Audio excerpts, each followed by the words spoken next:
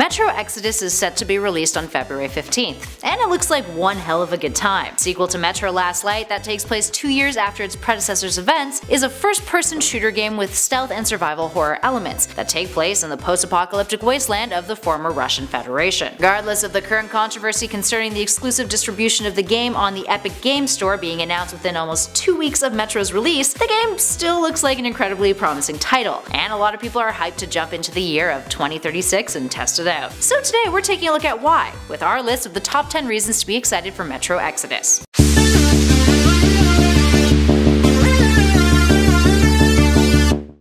Number 10, it's bigger. According to John Bloch, the executive producer for Metro Exodus, the game's script is about twice the size of the series' previous 2 titles combined, Metro 2033 and Metro Last Light, and their DLCs. So yeah, that's pretty darn big. Now according to him, I quote, "There's a massive amount of story content in this game." So Exodus is a sandbox survival game, with story events linked together across multiple large environments, the overall narrative taking place over the course of a full in-game year. So yeah, pretty big. Makes sense. And at number 9, Moscow No More. Speaking of the game's environments, Exodus, as its name implies, finally takes us out of Moscow and all of its underground system. Taken out of the metro via a steam train called Aurora, the game will give us a glimpse of what's outside of the city and what exists along the Trans-Siberian Railway. You won't be alone though. Anna and Miller from the previous title will be joining you, along with a new cast of characters who are part of the Spartan Rangers. Because of this departure from Moscow, you'll be facing off against many new kinds of enemies outside of the safety of the Aurora, many of which are environmental monstrosities thanks to radiation poisoning, which is also still another factor that you'll have to cope with on your journeys. And at number 8, the day and night cycle. The harsh environment only gets harsher thanks to the day and night cycle in the game, with threats beyond the Aurora including new deadly and nocturnal enemies. It's not the only environmental changes that you'll be seeing. Because the game's story takes place over the course of a year, you'll also see seasonal changes occur in the game as your story progresses. And at 7, the game engine. The engine used to create Metro Exodus is the 4A engine, the same one that Metro 2033 and Metro Last Light were created on. The engine, which has been praised by the industry, has had a solid 5 years in between Exodus and Last Light to make some pretty awesome strides. This includes improved lighting, improved textures, significantly stronger performance captured facial animation, and a dynamic weather system that will blow you away, quite literally.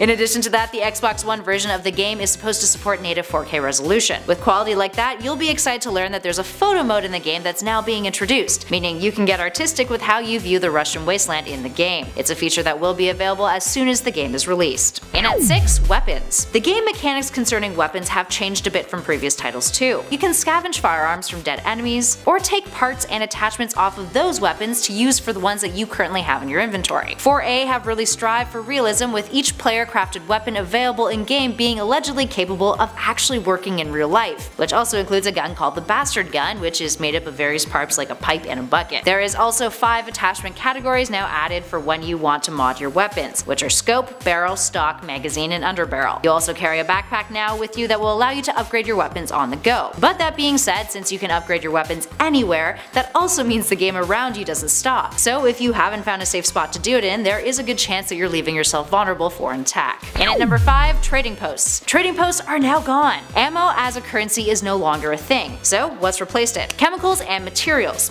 which are now your essential resources. Chemicals are used for weapons maintenance, whereas materials are used for crafting ammo for certain weapons, medkits, and gas masks. So this makes scavenging critical to your gameplay. Use those resources wisely. And at number 4, new enemies. Getting back to the point we made earlier about being exposed to new environments, and new mutations because of it, let's talk a little about what exactly those kinds of mutants will entail. There's 4 major new breeds that you'll encounter in the game, along with a bunch of ones that you've encountered in previous titles too. Now the first of the new ones though are the humanimals. They travel in a pack as hunters and act a little bit like apes, although they have a bit of a zombie-esque quality to them. There's wolves, who are basically mutated wolves who are more dangerous and rabid than your typical 4-legged non-mutated wolfy pals. There's also new mutated bears, which are arguably the most deadly of these 4. And then perhaps the worst based off of, sheer terror, there's spiders. These are mutated spiders who have an aversion to light, meaning you'll have to keep an eye out for them during your nocturnal travels. Next up at number 3, Sandbox survival levels. Let's talk a little bit about the Sandbox survival mechanics now introduced into the series. series. While the Aurora does travel on a fixed route on the Trans-Siberian Railway, locations it takes you to are anything but. There are linear narratives in the game, but it is mixed with sandbox mechanics. Each location or level is a vast open space that, according to devs, will take hours upon hours to explore fully, if you choose to do so. Each location will be filled with side missions, just like previous titles. And at number 2, decision making. While this is nothing new to the Metro series, decision making and choices have become more prominent in Exodus. Sure, you can enter every situation guns blazing, but stealth has become more useful to players, and can allow you to listen into various enemy factions. Some enemies will now surrender, giving you the option to kill or spare them. Ooh, the moral dilemma. Gotta love those.